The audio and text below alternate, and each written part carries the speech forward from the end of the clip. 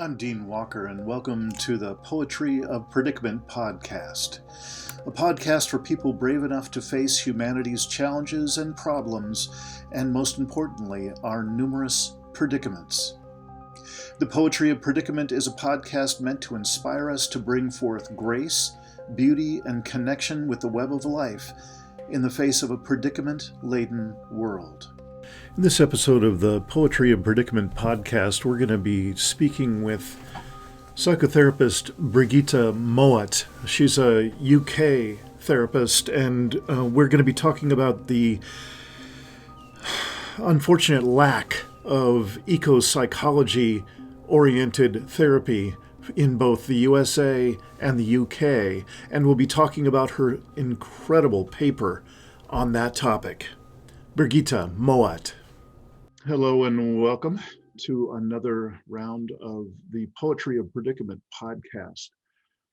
And for those who are new to this podcast, this is an opportunity for people who are to some degree or another aware of the deeply, for me, in my interpretation, deeply troubling, some of them existential level challenges and predicaments that we have on this planet.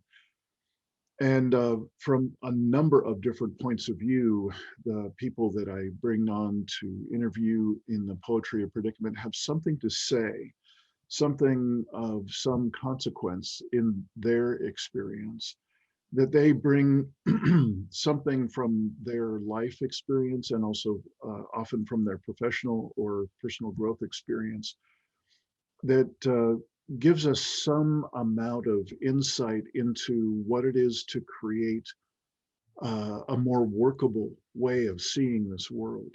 And because if we stay with the default mode, the business as usual mode that has really gotten us into these predicaments, it's clear that we'll keep getting, what's the old expression? The definition of insanity is doing the same thing over and over, expecting different results. And today's guest, Brigitta Mowat, I'm so excited to have her here. Brigitta is a practicing psychotherapist in the UK, and I happened to bump into a paper that Brigitta has written for her field, and the title should tell you a little bit about why I have her here and why I might be excited about speaking with her. How integrative psychotherapy can address the Anthropocene crisis. And it's been at least a side issue, if not fairly central issue, since researching and writing my book, The Impossible Conversation, in 2017. Part of it was to discover who's actually doing something, who's actually creating something that's of use to people who are, as I mentioned before, collapse aware of the human-caused collapse of Earth and human systems that we are to varying degrees present to now around the world. And fairly obviously, we're looking at many, many more layers of that human-caused collapse. And as I mentioned, as a kind of a side interest that I've had actually for decades in my life is, where is the mental health community when we're talking about the destruction of the planet, our shared habitat, our human-caused extinction of many, many other species and whole habitat regions, and possibly at the far end of this thing, the extinction of human beings themselves. It would seem that there'd be some mental health issues to explore there, some pathology to explore there. And Brigitta's, I'm imagining we've just met, and I'm very excited to hear what her orientation is in the personal offering of therapeutic services. what's working and what's not, and what is the status of the current state of affairs in the mental health community. I have many questions for you, Brigitta, and I've had the privilege now being involved with quite a few different therapists and many people in the collapse aware community in the UK. And it seems to me that the UK at large is a few steps ahead of us here in the USA. Yes, there are practitioners here that are active. There's the Climate Psychology and Climate Psychiatry Alliance, as there is in the UK. But it seems like you all are a bit further ahead and at a larger scale. So that's just one of the questions that I want to explore with you. And I'm wondering, Brigitta, first, my warmest welcome to you, being here on the Poetry Predicament podcast with us. I'm wondering if you could just tell us a little bit about yourself. What had you become a therapist? What's your orientation? And I'm just so curious, what has you have this orientation that shows up so clearly in your writing, in this paper? I'm so curious, just as a human being who's clearly aware of what's going on. Also, not just what it's like to be a therapist and what's the state of the industry and so on, but how are you doing with this? This is clearly the most difficult conversation in human history. And it's clear by your writing, you are very aware of that. And so at some point, I would appreciate whatever sharing you'd like to do about how that gravitas, how that extraordinarily challenging conversation lands in you on at the level of daily life. So Brigitta Mowat, thank you so much for joining us and welcome. And could you tell us a little bit about yourself? Yes, hi Dean, good morning. And thank you so much for having me today on your podcast. First of all, I'd like to say that I was trained in the late 1990s as a psychotherapist in an institution called the Minster Center. The Minster Center is an integrative training, and perhaps that integrative strand is reflected in my writing, because integrative means finding integrity within ourselves, as well as integrity within the strands of theories that we draw from. And so the training that the Minster Center offers is that you are actually defining your own integration.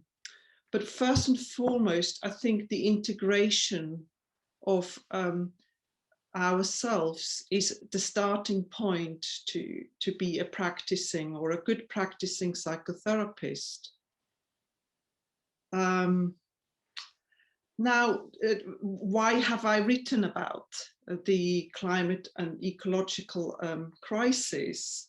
First of all, because I feel it on a daily level.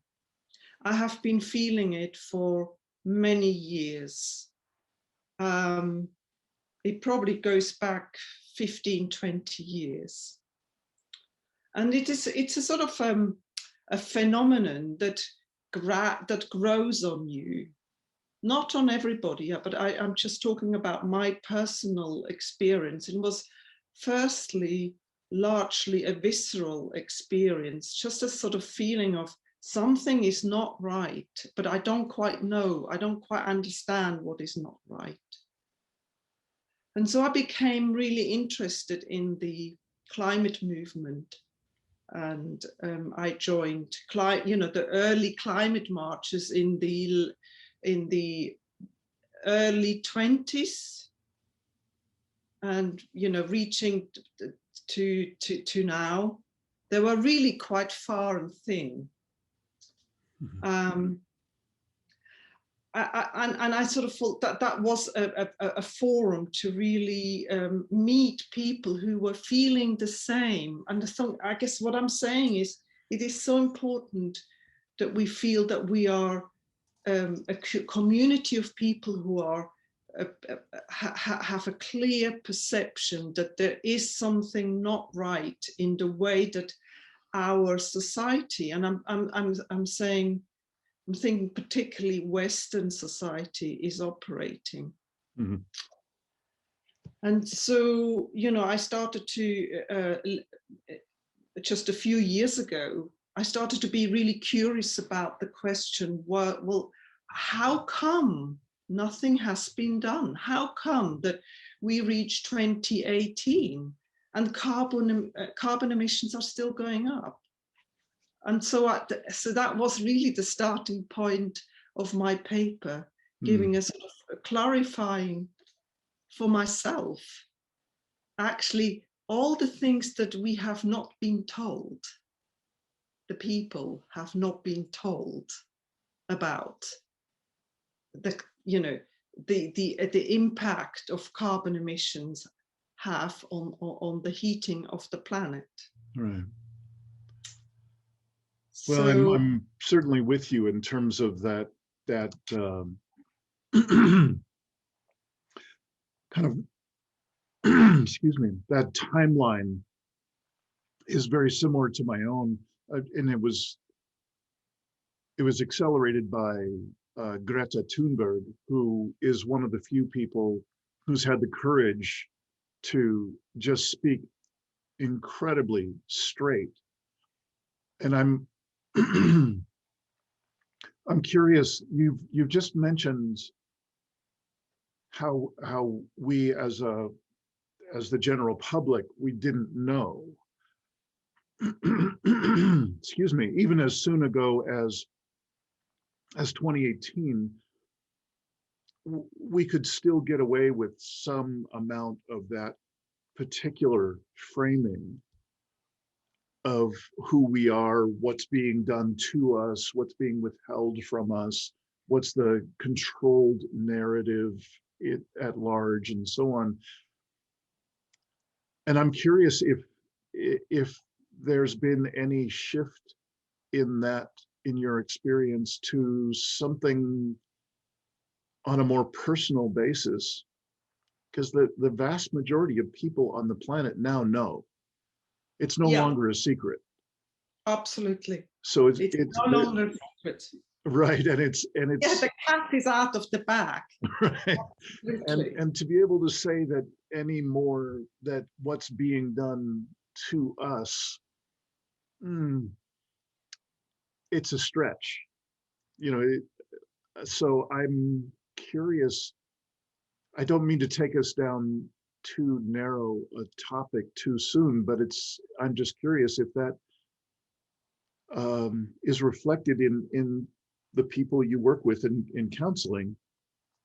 Are you seeing a different orientation from these people about perhaps our own culpability, our own responsibility for what's going on, or at least a more sober and clear idea of what's going on, and a way of, or desire to engage? And I guess I should tell you that my experience, having many conversations in these past 10 years or so, it's been at least a little bit involved with a conversation of willful ignorance. That denial is really serves a huge purpose for us in our daily lives in terms of the general public, because these are, well, as I named my book, this is the impossible conversation. Yeah. So I know I've said a lot, and I'm curious if there's any particular piece that bubbled up for you that you would like to respond to, any of those. Well, I think when climate and the climate and ecological crisis became more of a conversation in my profession, was it goes only back about 2-3 years. And I remember the moment when the conversation exploded in the staff room. And it coincided with Extinction Rebellion in November 2018. Yes. Right in the first year. Yeah, the first year. I mean, they had an action, I think, in September 2018. And then in November, there was this this event in central London. So there were, I think, about 30,000 people who came together and occupied 6 major bridges of the Thames. And I was just drawn. You know, I hadn't been involved before with Extinction Rebellion, and I thought, well, gosh, this is really exciting. And there was actually a sense of excitement, and it was relatively peaceful. Yeah. You know, that was really the beginning of when the climate and ecological emergency started to be reported, covered in the media, sometimes on a daily basis. And I think there is a sort of a parallel between, you know, what is being reported in the media and what becomes a conversation. So it was even, you know, it appeared in the tabloids and in every single newspaper of the country. Right. And you know, I brought this into the staff room. I remember. I brought this to my Minster colleagues, and you know that there was some kind of, that was the beginning of a conversation. But you know, conversations, in my experience, only last a short time, because once we actually get into a conversation about the predicament of the crisis, I think what tends to happen is that we get emotionally really involved and entangled with all sorts of feelings that act like blockers, conversation blockers.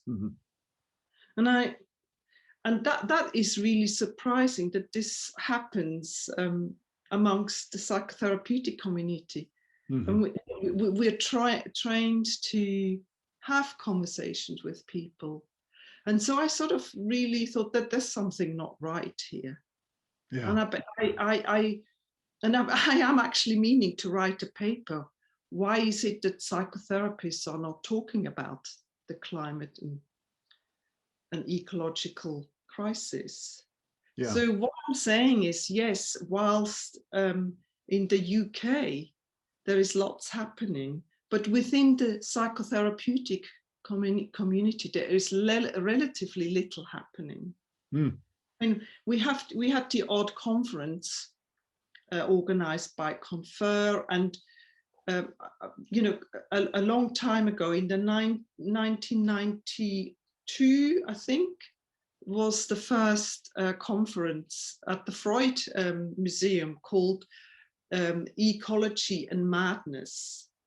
But you know, it's almost like I just discovered those papers just by accident, because I started searching for material in writing my article. I wanted to sort of get a sense of the history.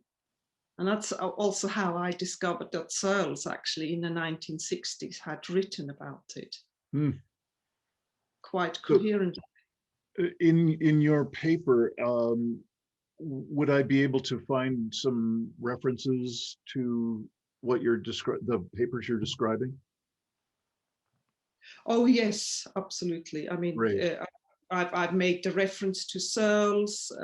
I made the reference to the Freud paper, the papers that came out of that Freud conference, and they're all published in the British Journal of Psychotherapy. They were published in 1993. Yeah.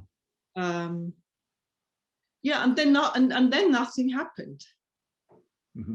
until 2018, Right. or 2017. I remember I attended a conference, an ecology conference that was organized for psychotherapists. Mm-hmm. And actually that's where I met my Paul Materney, who is also referenced in the paper. Mm-hmm. Quite a bit. Well, to give you a sense of contrast, it actually sounds like the US and the UK are closer than I thought.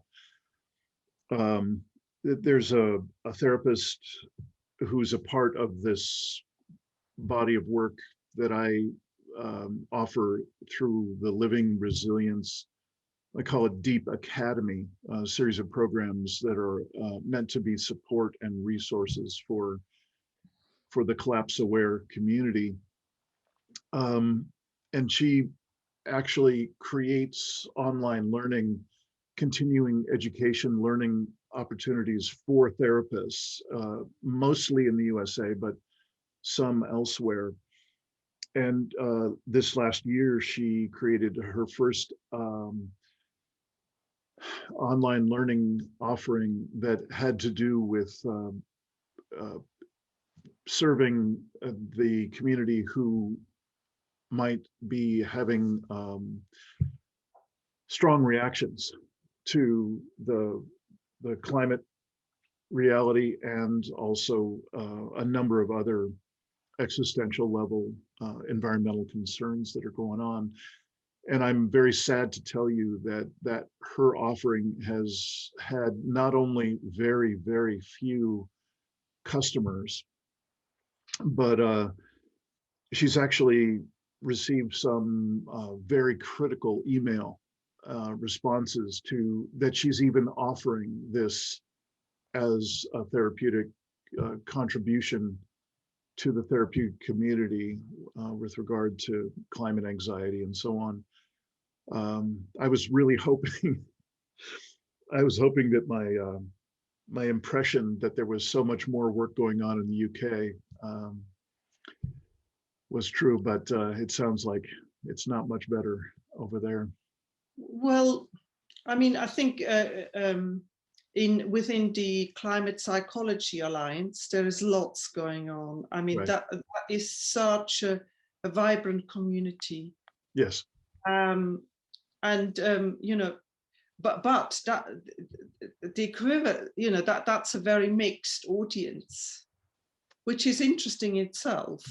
But amongst the psychotherapeutic community, there isn't really anything.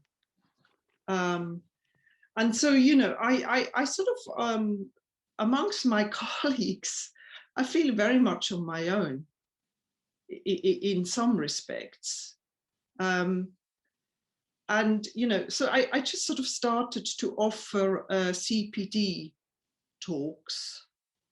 And I remembered when I gave the first CPD talk, actually, people had very, very, very strong reactions. That was again within the institution where I teach at the Minster Centre.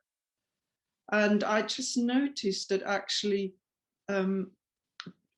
even psychotherapists find it very, very hard to engage emotionally with the climate and ecological crisis. It's almost as if it is. I'm sorry, I had myself on mute, and I just had a quick question. For my viewers who don't know, I think you were just saying three initials, CPD. That's a continuous professional development. Aha, thank you. Yes, sorry. Yes, that's a, and more recently, actually, May 2020, I gave a talk on eco-anxiety. And that was really a response to, first of all, I really felt my anxiety about the climate and ecological crisis, and also obviously the youth movement and the youth strikes. I felt that there was a lot of eco-anxiety coming up, and that was actually much better attended. But I think one of the reasons why there is a sort of a hesitation within the psychotherapeutic community to talk about the crisis is because it's not really discussed. It's not within the training standards document, and that's something that I mentioned in my article. Mm-hmm. But this is actually something really exciting and new happening. That's some colleagues from CPA and from the United Kingdom of Counsellors and Psychotherapists, UKCP, have actually now produced a document that is enshrined in the training standards of integrative, humanistic and integrative practitioners, trainings that have this orientation. It's not nationwide by no means. It's just a small community. It's a branch within the bigger organization, mm-hmm. where it is now a requirement that we have to teach about the environment sustainability awareness. Mm. And there are, I think, about 10 points that have to be covered, and they're really quite profound. And I think that my hope is that the thinking will now go into training institutions, and directors of trainings will now really have to think, how are we going to teach sustainability and environmental awareness for psychotherapy training? Yeah. So I think this is going to be this, and I think unless something is enshrined in law, and even if it is enshrined in law, we still have a tendency, not necessarily to follow it and to implement it. Yeah. So there's something about the apathy that Searles was talking about in the 1960s. Is it apathy that makes us not want to do anything about living in a juster and in a healthier world? Mm-hmm. Yeah. Yeah. It's a great question, and I'd like to follow that thread a bit more. But I'm compelled to ask, what sort of issues are your clients bringing to the counseling session? What seems to be important enough, disturbing enough for the people that you see, that you start to have this conversation with them? Well, I think I have sort of two groups of clients: the wealthy clients and the clients that I offer low-cost therapy. And I've actually, I'm one of those psychotherapists who offer low-cost psychotherapy for activists, for people who are actively working for the environment, notably the XR, Extinction Rebellion activists. Mm.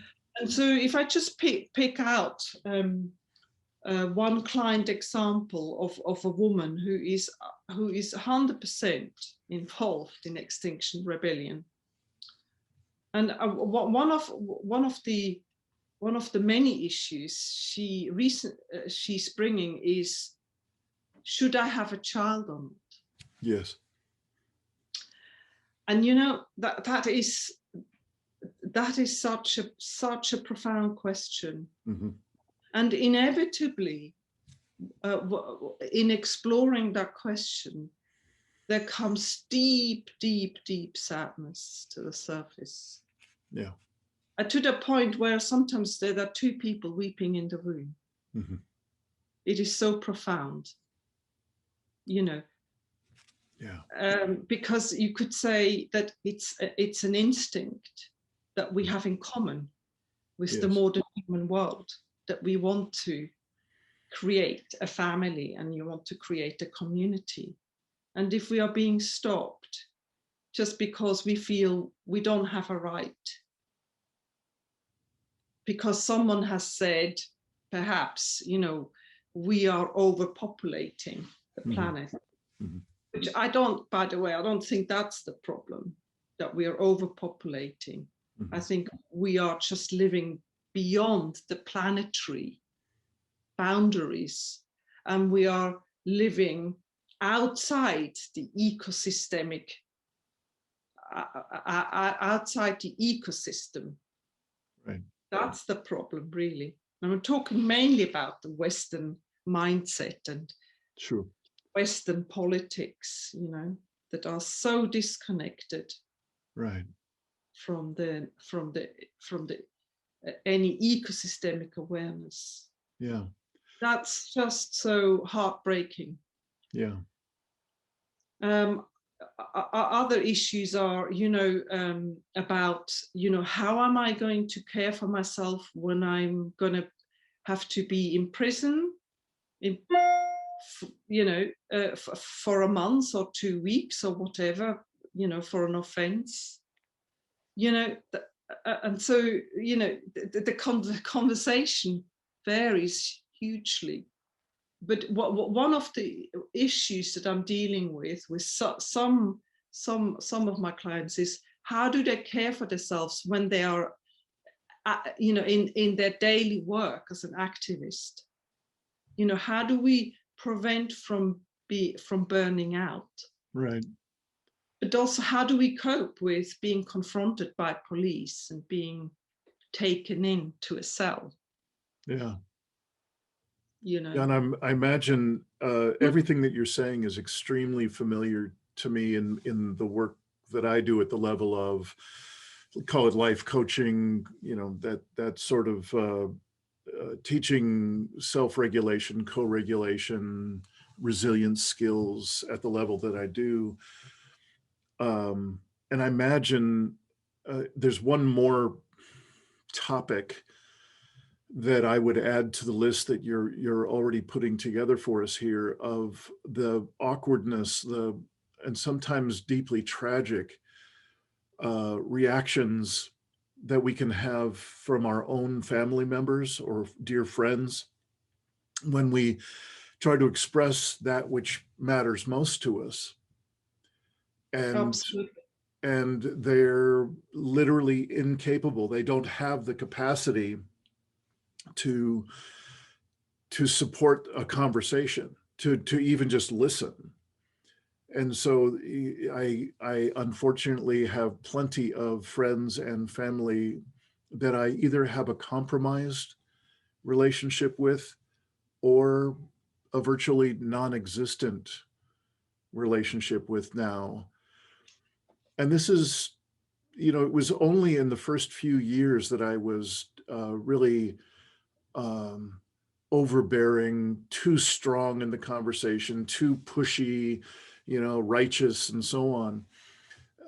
But this happens even in the softest sharing, where I'm not trying to convince anybody of anything, but still the capacity for that conversation seems to be so small in many, many people that I can only imagine that, especially someone as engaged as a person on the front lines with Extinction Rebellion, and for them to try and communicate what they're up to and why they're doing it.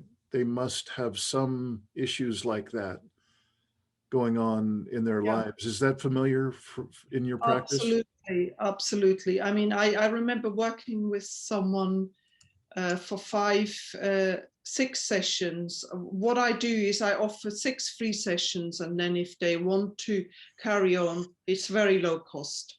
Mm-hmm.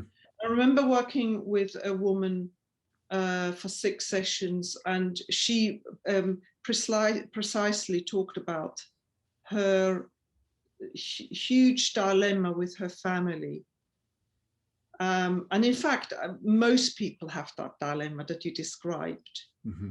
You know, not you know, feeling on the margin, being marginalized, being silenced, and that's the tragedy, really. But I think there's also something about the severity of the topic, and I'm drawing a parallel between climate conversation and talking about death and dying. Mm-hmm.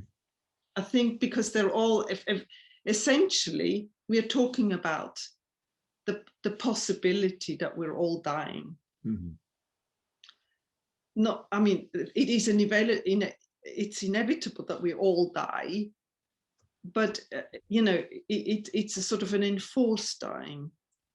It's a disharmonious dying, and you know, it's a taboo. It's still a taboo in society to talk about death, and Yeah. I think we're just not really equipped to regulate and tolerate negative or distressing feelings. Yeah. You What know, sounds we're like, so addicted to happiness, and that's exactly what consumerism. right. You know, the whole system is feeding into the psychology of we want to be happy, and we want to consume, and we want more and more and more. Yeah. But we're not really good. We're not good at mourning, Yeah. because I, it's painful. wow. Yet it's the most beautiful emotion that we can share. Yeah, I'm so appreciating you opening up this particular thread, because that's been my experience again for decades, prior to the epidemic, prior to any sort of knowledge of the existential nature of our relationship with our own natural world. It was just obvious to me that we are literally stunted in our ability to grieve. And here in the States, it's basically the average expression of grief is very much alone and silent and withheld, insulated from even our most intimate loved ones. Oftentimes are not included in that process of grieving. And so not much surprise that when we're faced with an existential level concern, that we go to a pathological stress behavior of delusion, of avoidance, of dissociation, and so on. Yeah, Absolutely. extraordinary. Absolutely. Yeah, we're so resistant to grieving, because I think it's a cultural issue, Mm-hmm. and it's a political issue. It's Yeah. a systemic issue, you know, because we have we have such disrespect for indigenous cultures. Mm-hmm. In fact, we have such a disrespect that we use their land. We move them off their forests to reforest, to grow, offsetting forests, carbon offsetting forests. So we colonialism hasn't ended, actually.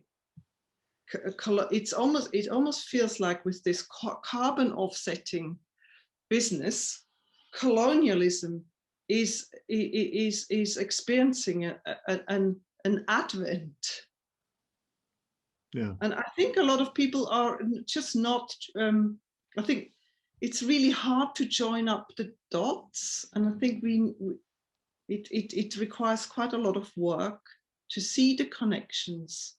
And, to sort of, if we think about, well, what does an ecosystemic model within the field of psychotherapy look like? Mm-hmm. It simply means we care for each other, and we care for our home, the planet. It's as simple as that. Yeah. But it actually, the culture of psychotherapy, although there were lone voices, very important voices that I tried to mention in my paper, and there are more voices that I haven't mentioned that I'm discovering as I'm going along. We haven't quite joined up the dots. Right. And I think there is a sort of an illusion that psychotherapy is really just about sorting out relationship problems. And it almost seems like the relational school that I'm a part of needs to really make a concerted effort, a conscious effort to think about the relationship with nature. Yes. And so I'm assuming that your work with your clients involves some amount of that. In the jargon that I would use in my particular body of work, is that what got us into this predicament is that we disconnected. We disconnected from all the primary sources of meaning and relationship in a human life in order to do this industrialized version of the human paradigm. And for ease of talking about it, I talk about a disconnection from deeper self, disconnection from others, disconnection from earth, and some might say a disconnection from soul. And so I'm curious, and that's, again, to just finish that thread, that's the nature of my work, is inviting people into a safe container, a circle, where they can develop their own practices of reconnection, no matter what they're seeing out into the future, no matter if they're thinking that we're headed toward near-term human extinction, or if it's just sort of a bad time, but if we have the right politicians in, everything will be fine. But if everyone in the circle knows that everyone else is working on their own practices of reconnection, what's important to them at this time, there's a camaraderie, there's a kind of a shared essence that they bring, no matter what the differences of opinion or timeline or content might be. And I'm curious, in your therapeutic interactions with people, how's it going? How does it work for people to get a felt sense of connection with the earth or connection with the nature around them? Do you have any suggestions, either from your own practices or things that you might recommend to the people you work with? I mean, I personally take students for a walk in the nearby park, and I do 1 or 2 sessions a year where I take the therapy out of the consulting room or out of the teaching institution into nature. And I think this is really important. I think this should really be part of a training. and also this sense of this of what you were mentioning about sitting in a circle, this sense of creating a safe space for people to talk. And I do it each year with my trainees, take them for half a day to the park, and it's really extraordinary what comes out in response of me asking, how do you feel about the climate and ecological crisis? And what does it mean what does it mean to walk around in the park and to see the trees and to connect, to see actually a tree or a bush or a flower as the other, as a relational partner that we have a relationship with, or the bird that flies across. And I think we have to actually make I think we have to take, families have to really need to take their children out into nature. And I think the lockdown, the pandemic has, for at least for some families, has sort of opened up that possibility, because there was nothing else to do. Well, actually, it's the most meaningful thing to do, which is to connect with nature and to actually feel that, to repair the disconnected relationship. And I think as a society, we have to do a lot of repairing. And I think psychotherapists are instrumental, really, in facilitating this repair. And so, I guess I'm just hoping that by other side, writing about it creates conversations. Had I not written this paper, we wouldn't have this conversation. So I think the more people write about it, and the more people wake up to the fact that we need to do the repair work now, as we do, in broken families, in broken homes.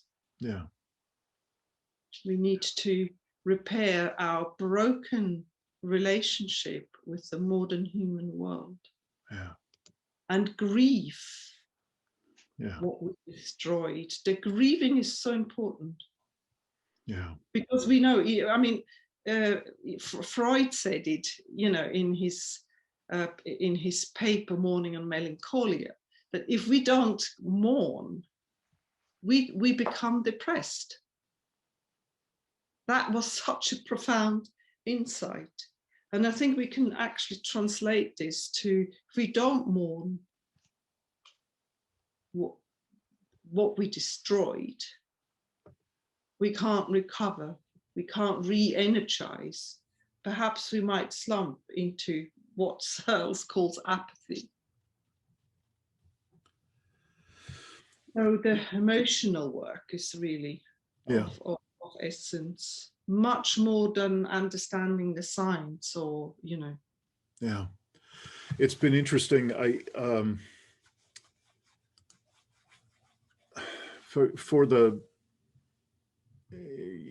say the past 30 years, I've been in dozens of different grief workshops and grief circles, that some of them, facilitator for a small grief facilitation organization here in Southern Oregon, where I live. And it is stunning to me, again, how alone most of us are in these cultures like the UK, like the USA, and where I by far have gotten the most nurturance in a grieving environment is where it is it's not only done with others. Yes, that's like the ticket in the door, is to be with other people. But it's also something that is uh, a full spectrum of expression. It's the depth of the darkness of the loss, Mm. and the more familiar aspects of what we might call grief. But it's also it's the singing of songs, it's the moving together, it's the holding one another after, there are a number of Mm. processes that I've been a part of where people go up to an altar that they've created with flowers and memorabilia of the people or the things that they've lost, and they'll have whatever the expression is that they are needing to express, and just really pulling it from deep, and in this opportunity, and this glorious opportunity to do that together and be supported with the full song of the little temporary community behind them, and then to come back from that altar and to be welcomed back, like, thank you for expressing what you've expressed, thank you for bringing your Yes. tears, they're Yes. so welcome here. Yeah. And that is so, it's literally the opposite end of the spectrum from what the the average expression is that I'm familiar with in this culture, in any case. So yeah, Yes. I just appreciate you Absolutely. bringing that up. I mean, I just on this thread, I might mention that I'm involved in running climate cafes, Mhm. which are like modeled on death cafes, and I'm actually running one for the CPA, the Climate Psychology Alliance, next Saturday. Mhm.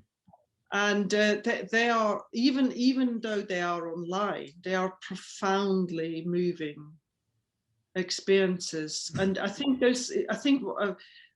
really, what you said about the collective experience chimes with me. Mhm. I think it's the collective experience that is needed, and that also allows us to build up resilience. We can't build it up just on our own. We don't exist as an individual. Yeah. We only exist in relation to the other. Mhm. And to be amongst people. And I would agree, it is really you know very, very, very few people actually dare to go there. Yeah. And often I find that people are really surprised what emotions come up, and it's not only tears, sometimes it's also rage and anger. Yes. And I think that perhaps is a bit of a taboo too, especially for women. Considering that on Mondays, International Women's Day, I just want to say, well, women, get angry, because anger is such a motivator.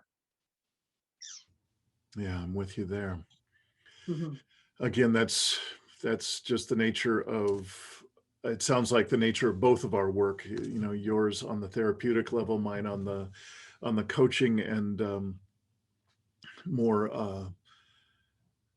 the personal growth level, I suppose. I'm I'm planning on having a number of different links and information in the show notes for this conversation. So it sounds like the Climate Psychology Alliance in both the UK and the USA would be good. And I know that there's also a Psychiatry Alliance as well. Are there other resources? Will it be good for us to put a way to contact you, um, Yes, and I'm the very work that you happy. do? I'm Mhm. very, very happy for people to contact me. I like to be involved in conversations. In fact, that's the very reason why it makes it bearable for me to carry on this planet, is to have conversations. I also wanted to mention that I'm involved with my co-researcher, Tiana, Vukicevic, on a piece of research that is really focused on how psychotherapists work with the climate and ecological crisis. And I certainly will let you know when it comes out. Please. Yeah. Yeah. I'm not sure if there are any other links that would be useful.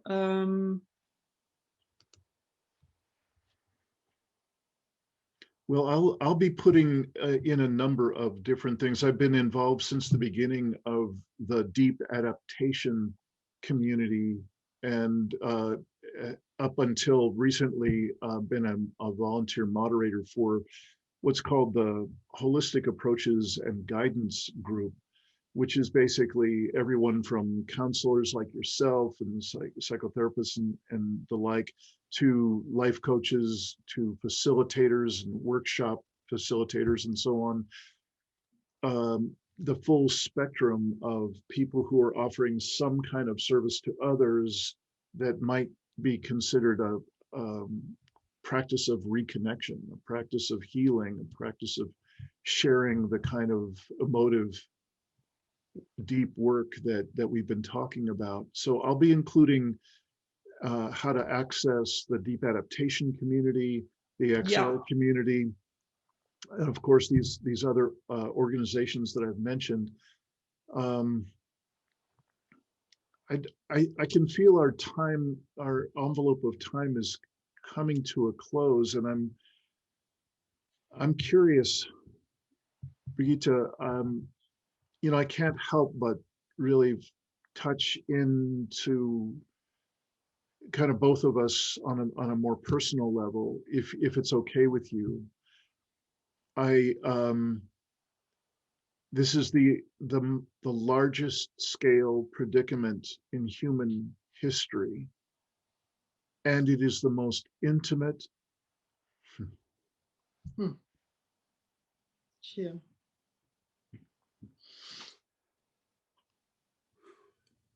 And yeah, I share your tears. and literally mind-blowing.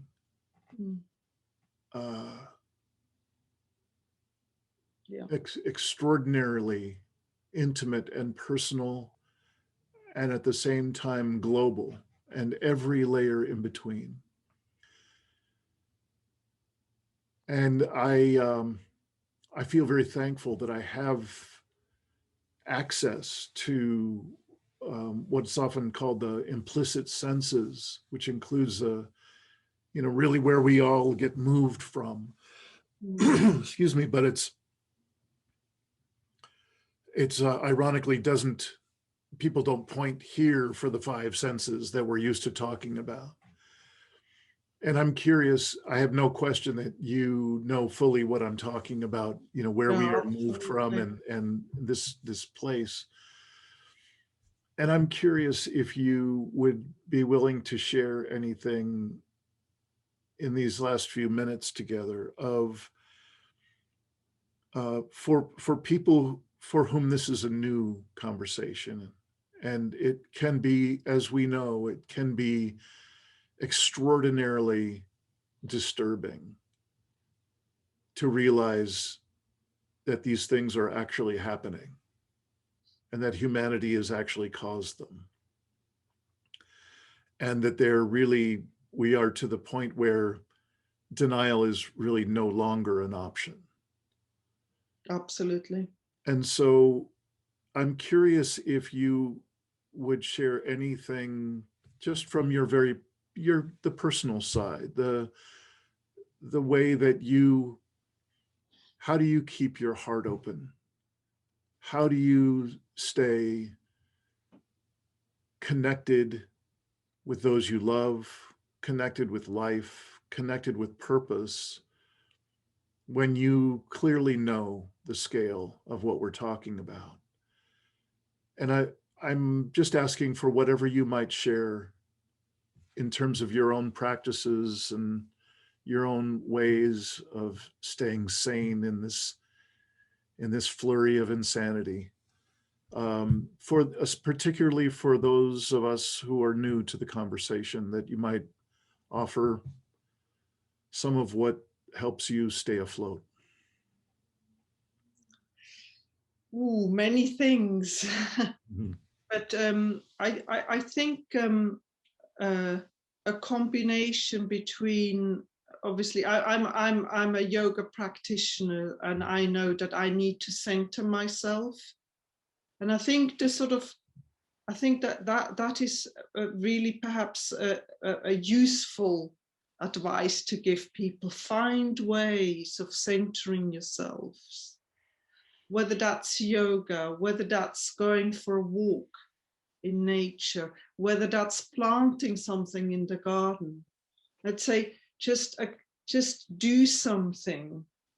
Allow your depressive feelings. I have to sort of really allow my depression, Mhm. and I openly share that with colleagues and friends and family.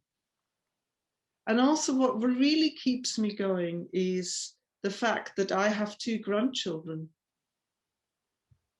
And I remember when my first grandchild was born 3 years ago. I said to myself, I'm going to do whatever I can, whatever is possible, humanly possible for me, to mitigate this crisis, or to talk about it, to create conversations, to write about it, and to inform people. Because I think, and that's another thing I would say, read about it and dare and have conversations. Find circles like the deep adaptation, or within climate psychology, we have meetings, and we have climate cafes. Find a community where, I have found communities that keep me sane, because for so many years I felt so oppressed about not being able to talk, and just daring, taking risks. And I sort of more and more take risks, and open conversations with family and friends. Although they have to be, as you said earlier, they have to be measured. Yeah. And I hope, that my awakening will also awaken other people. I'm sort of talking as an elder now. I'm not in my 20s anymore. I'm a grandmother of 2, so I really, taking that position as an elder is very important for me and keeps me sane. Yeah. Well, thank you for sharing those pieces with us. And I don't know of a more important thing to do now than to share our self-regulation, our co-regulation, our resilience skills with one another, whatever ways we can reconnect with the sources of meaning in our life, and then share that with each other. I don't know that there's anything more important we could be doing. Yeah.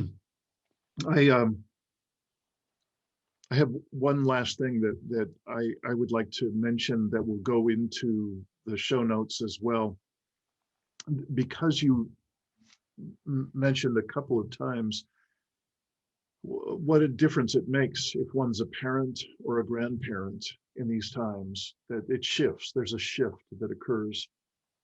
And I've recently done an interview with Rupert Reed, who's a philosopher and very high-end activist, articulator of our predicament, as far as I'm concerned.